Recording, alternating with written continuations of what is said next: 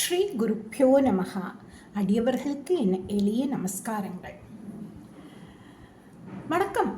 இன்னைக்கு நாம் பார்க்க போகிறது அசுரர்களின் சிறையில் வாடிய இந்திரனின் மகன் ஜெயந்தன் தன் துயரம் தாங்காமல் கலங்கிய பொழுது கருணைக்கடலான முருகப்பெருமான் அவனுக்கு எப்படி காட்சியளித்து அருள் புரிந்தார் அப்படிங்கிற ஒரு நிகழ்ச்சியான கதையைத்தான் நாம் பார்க்க போகிறோம். அசுரர்கள் தேவலோகத்தை பிடித்து ஜெயந்தனை ஒரு கொடிய சிறையில் அடைச்சி வைத்திருந்தாங்க. அந்த இருட்டு அறையில் இருந்துக்கிட்டு ஜெயந்தன் தன் பழைய நினைவுகளை எல்லாம் நினைச்சு பார்க்குறான். ஐயோ, தெய்வீகமான அழகான அந்த மரகதமணி போன்ற என் உடல் இப்படி வாடிப்போச்சே, குளத்தில் மலர்ந்த தாமரை மாலை வாடி போனது போல என் அழகு குலைந்து போயிடுத்தே. தேவர்களின் நிழலில் வாழ்ந்த அந்த சுகமான வாழ்க்கை, நறுமணம் வீசிய பூம்பள்ளி, வானுலகத்து அழகிகள், இதெல்லாம் இனி எனக்கு கிடைக்குமா அப்படின்னு ஏங்கி தவிக்கிறான். அது மட்டும் இல்லாமல் தன் பெற்ற தாய் தன்னை நினைத்து எவ்வளவு கண்ணீர் வடிப்பாள் என்று நினைத்து உருகுகிறான். அறம் அழிந்து விட்டதோ, அசுரர்களின் கொடுமை ஜெயித்து விட்டதோ, நான் செய்த தவத்தின் பயன் தீர்ந்து விட்டதோ, இந்த உலகத்தில் இறைவனே இல்லையோ என்று மனமுடைந்து புலம்புகிறான். மனம் தாங்காத ஜெயந்தன் சிவபெருமானின் குமாரனான முருகப்பெருமானை நோக்கி உருகி வேண்டத் தொடங்குகிறான்.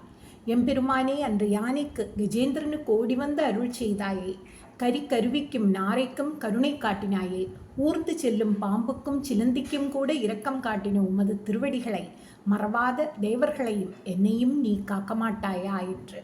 கங்கையை சூடிய எங்கள் நாயகனே, நஞ்சுண்டு கண்டம் அறுத்த நாயதனே, நெற்றிக் கண்ணுடைய நீமலனே, சிவபெருமானே, உமது அடியவர்கள் யாவரும் ஓலம் என்று கதறுகிறோம். எங்களுக்கு துணையாக நீயன்று வேறு யார் உளர்? இந்த ஏழையை காக்க எழுந்து வாராயோ. இப்படி பலவாறாக புலம்பி துயரம் தலைக்கேறி கடைசியில் மயங்கி இறந்தவனைப் போல தரையில் சாய்கிறான் ஜெயந்தன். அப்பொழுதுதான் அந்த அற்புதம் நடக்கிறது. தேவர்களின் வினையை தீர்க்க எண்ணிய விமலன் முருகப்பெருமான் ஜெயந்தனின் கனவில் தோன்றுகிறார். அவர் எப்படி தோன்றுகிறார் தெரியுமா?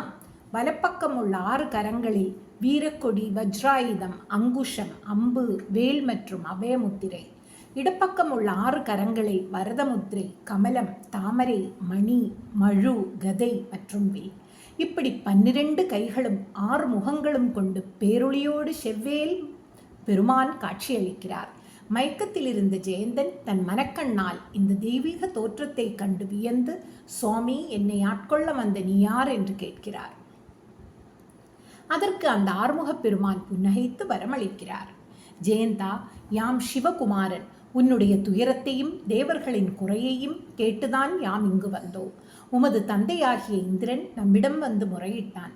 நாம் ஏற்கனவே அளவற்ற சேனைகளோடு கிரௌஞ்சம் என்னும் மலையையும் தாரகாசுரனையும் அழித்து விட்டோம்.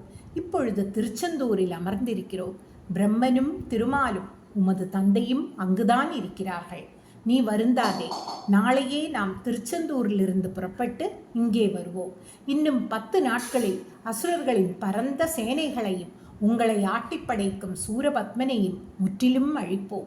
உன்னையும் தேவர்களையும் இந்த சிறையிலிருந்து விடுவித்து உங்களது செல்வங்களையெல்லாம் மீட்டுக் கொடுப்போம்.